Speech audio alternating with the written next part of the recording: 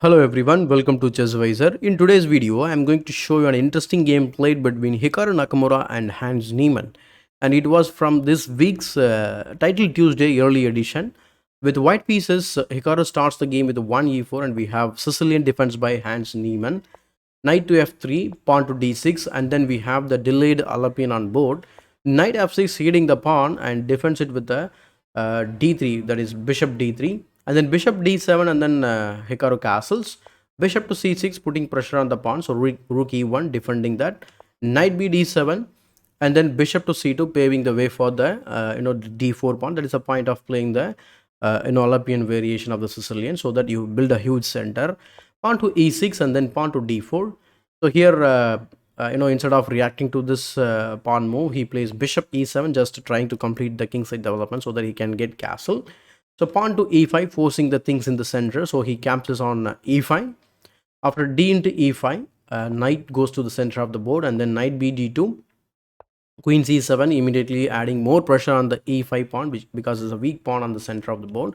So knight to f1, and then we have pawn to h5. So in this position, he could try with the h6 and then followed by g5, because black is looking to castle on the queen side. So because the queen side castling is the main move in this position, or the top recommended engine move, or like h6 followed by g5, or even g5 directly. So but in the game he plays h5, which allows Hikaru to play or stop the pawn move further by playing pawn to h4 himself. The castles on the queen side, queen to e2, and then king to b8, pawn to a3, knight 5 b6, and then bishop to f4. So trying to defend the pawn on e4 square. And here actually Hikaru missed one thing, that is h4 pawn is hanging, and he lost a pawn for nothing, actually, without any compensation. So queen takes f3, bishop into h4. In fact, this is like almost winning position for black. It's simply because let's say what was playing the game is knight to d2, and then he followed it up with the move pawn to g5, hitting the bishop. And once the bishop moves, he plays pawn to g4, hitting the queen. So the pawns are coming towards the king, and it is an easy pawn storm against the king.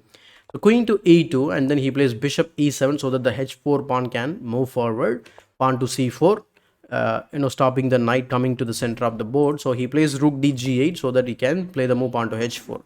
So knight to e4 centralizes the knight, and here the winning move, or the best move for Niemann to continue with an the interesting move or a tempting move here, that is knight takes e5.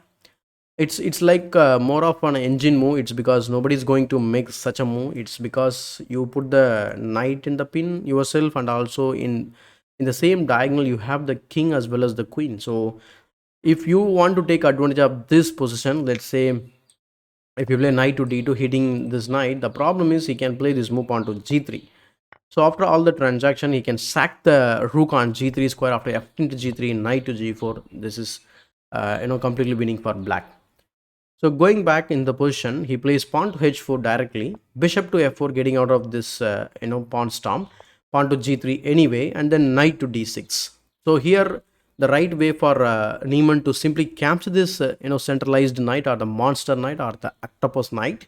So the main move is to simply capture, and then e takes d6, and then you have to bring the queen to the king side and continue the attack, and you don't have to worry about anything about this bishop pointing at our king. It's because our knight on d7 is not going to move anywhere, so you don't have any chance to get the discovery into the game. So that is the point of immediately capturing the knight on d6, which is intolerable, right? But in the game he completely missed that and plays pawn to f5, and now he plays rook a d1, just trying to cement the knight on d6 square. And here g takes f2 check, and after queen takes f2 he plays queen c6, just coordinating on the g2 square. So in this position he plays king to h2, and then this is where actually Niemann went wrong with bishop takes d6. So why it's wrong? It's because you are inviting the rook into the game, and not only that, you are actually losing an important pawn in this position, that is e6. And once e6 falls, so does the f5. So queen c8 was tried, and then rook takes e6, king a8, getting out of the discovery, bishop into f5, and he lost the pawn. And now white is completely winning. Let's see how the game progresses further. Queen f5, threatening the bishop, bishop h3. The beauty of this position is that both the bishops are actually kind of defending as well as attacking. So this is like ideal situation for the bishop, or you want to have an ideal situation like this in your own game. So knight takes c4 was tried, and then rook f1 defending the bishop, because the bishop was in the pin because the queen was undefended.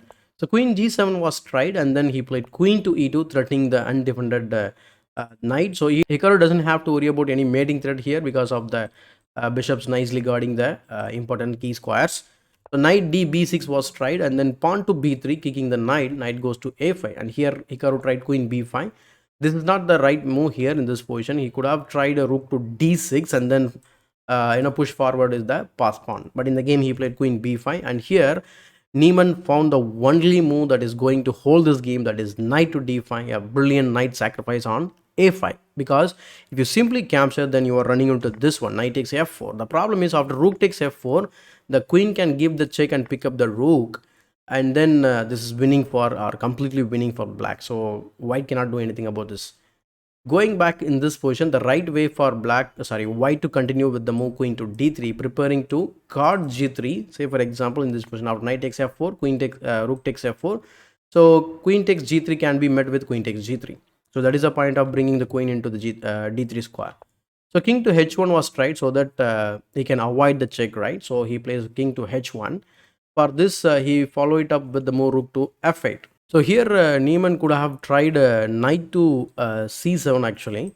So he played in the game he played rook to f8. Instead of that, he could have tried this knight c7 move. So the point is that if you capture on a5 now, then we can play this move knight takes e6. The bishop cannot take the knight on e6 because of the pin to the mate. So it's a situational pin going on. But in the game he played rook f8, and then he plays bishop h2, getting out of the danger. So he plays knight to c6. Instead of this move, knight c6, and then rook takes f8 check. Rook takes f8, and then queen takes c5. After rook f1 check, blocking the check, and also you are forming a battery against the king. Knight c7, and here also Hikaru missed a brilliant sacrifice, that is rook takes c6. If you take, it's made in 1. So he missed that, but he played rook f6, and it was forcing the exchange here. So rook into f6, e into f6, and then queen takes f6. Queen to f2. I think Hikaru in this position, he is very confident that he can easily convert this game, because two bishops are like they are controlling most of the squares, especially in the center of the board. So they are gonna capture this pawn in a few moves, and then this pawn can run down the board. So queen e7 was tried, and then pawn to b4, a6, and then bishop to g4, knight to d5, bishop f3, queen to d8, and then queen to d2, pinning down the knights, and knight defends the knight. So queen to d4, forming the battery and mating, or threatening mate in 1. King to b8, and then queen to a7 check, king to c8, and then bishop to h2. Here he plays queen to b6, trying to extend the queens here, but it is already made. So queen bishop g4 check, king to d8, and then queen b8 check. So in this position, Hans Niemann simply resigned the game. It's because you are going to lose a lot of material, especially both the knights. Knight c8, and that is the only move. Queen takes with a check, king e7, and then queen d7 check. You can continue the mating attack with the queen f5 check, and where you have to use both the bishops to checkmate. But here you can simply win the knight for nothing, and you are two bishops up, and you are completely winning. So that's why in this position, after 52nd move, Hans Niemann, considering all this sequence, he simply resigned the game. And with this win, and not only with this win, Hikaru actually won the title Tuesday early edition. As usual, I think this is the 6th win for him. I hope you enjoyed this quick review of this game. Please give it a thumbs up, and still, if you are not subscribed to my YouTube channel, consider subscribing to the channel. As usual, this is Chess Wiser, your wise choice to improve your chess.